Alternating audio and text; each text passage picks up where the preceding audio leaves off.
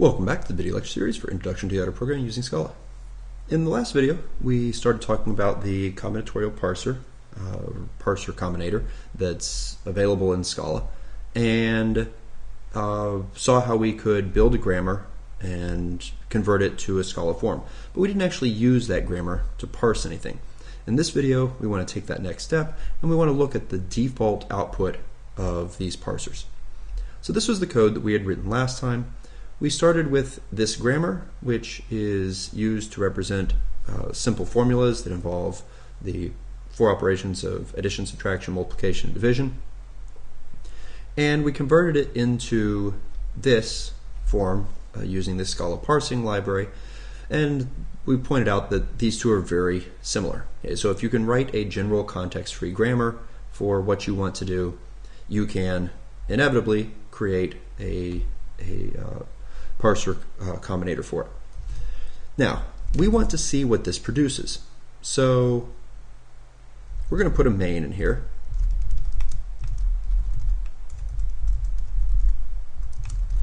And inside of the main, we are going to parse what we just, something with the parser that we just wrote. So we'll go ahead and print out some output. And the output that what I want to print, so I want to call parse all on using one of our parsers. I'm going to pick the parser for form and then pass it a string. So a simple example would be 2 plus 3 times 5. And if we run this, you can see that we get this output. This is actually giving us the parser. If we want the any value that was inside of it, we can call .get. And now this is just the result. Now you might be wondering, what the heck is that? What exactly did this produce for us? And the answer is, well, there's a default output that is produced by these parsers. So there's default outputs for each of the different pieces that we have in here. For example, the tilde that is in there, when something matches on the two sides of a tilde, the output that we get from it is a tilde. And when it prints now, technically, so in a certain sense, the two tilde empty list there is tilde of 2 comma list, but it prints it out by putting the tilde in the middle. Okay? And so this right here says we have a 2 in a list. If you get all the way down to something that's just a string or a regular expression, you get back that string or regular expression. So this is a string, this is a string here. The plus will match a plus, which is, and the times will match time. That's why we have a times there and a plus there. Those are actually strings. We talked about what the tildes do. What about these lists? Well, so why is there a 2 tilde list here that's empty? Turns out the lists are what we get from rep. So rep gives you back a list of all the different things that were part of that repeating. In this case, this says that there is a 2 tilde and an empty list. So what happened here, now you might be like, well, but the 2 is plus. Yes, it is. So this whole set of parentheses right here is what we got for this first term. And then it's tilded with the rep. And so you'll note over here, this is a list of plus, and then a tilde, 3, etc. So this part in here was what the term was able to produce. So the term produces a factor followed by a tilde and a rep. It's this rep right here that is the empty list in this case. And the factor is the 2, which winds up matching on a floating point number, which is a pre-programmed regular expression for us to help make this so it's easier. And so then the stuff on this side of the tilde over here is what we got from this rep. And so you'll see that it's a list, and it's a list that actually only has one item inside of it. It's a tilde with a plus and then another term, and that term is that right there, which happens to be a 3 tilde, and then we get a list with one element. So this here, so the plus goes, we have to wind up going down to the multiply because this is what's producing this list. Now, this output isn't necessarily what I want. We actually can write a function that will go through and walk this like a tree. So, for example, eval. Do I want to evaluate, or how about I just walk? Walk default output. We're going to take an any.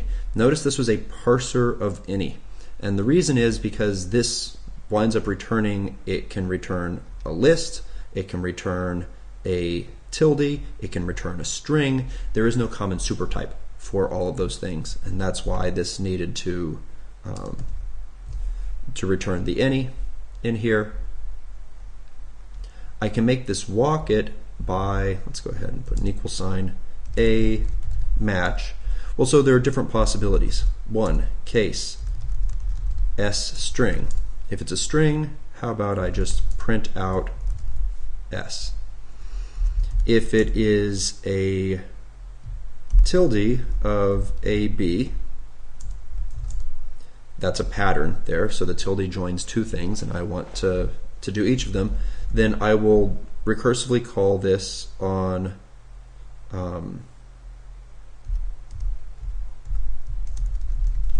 walk default output on A, and then do the same thing for B. Because I've made this recursive,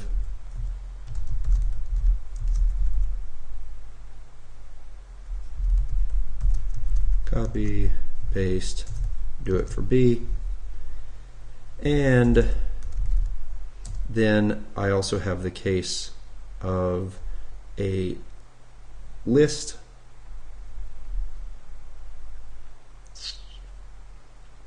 let's go LST is a list of any, in which case LST for each walk default output. And if I called that, instead of doing a print line, let's call walk default output,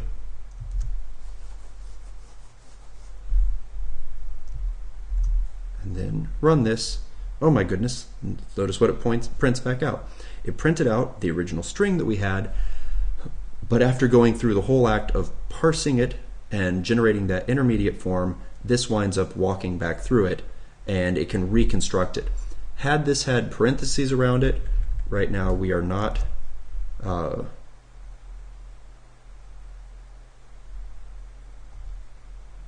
that's interesting.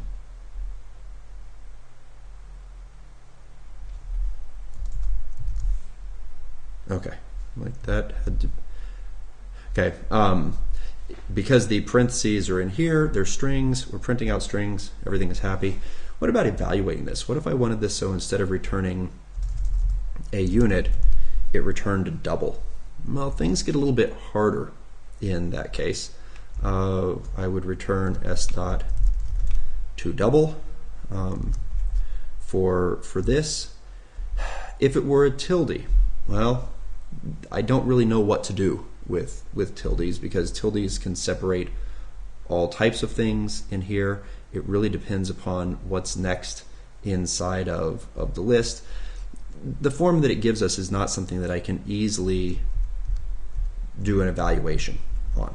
Okay, so what can we do if we want to evaluate this? Well, that's where we're going to come back in the next video, and we're going to talk about how we can change the default output so that instead of Let's go ahead and preserve our print line there. Instead of having it return this, we can return something that is closer to what we actually want to work with. And indeed, we're going to return a tree-like structure just like we did with our recursive parser for formulas earlier. So that's it for this video, and we'll come back and look at how we can change what this outputs in the next video.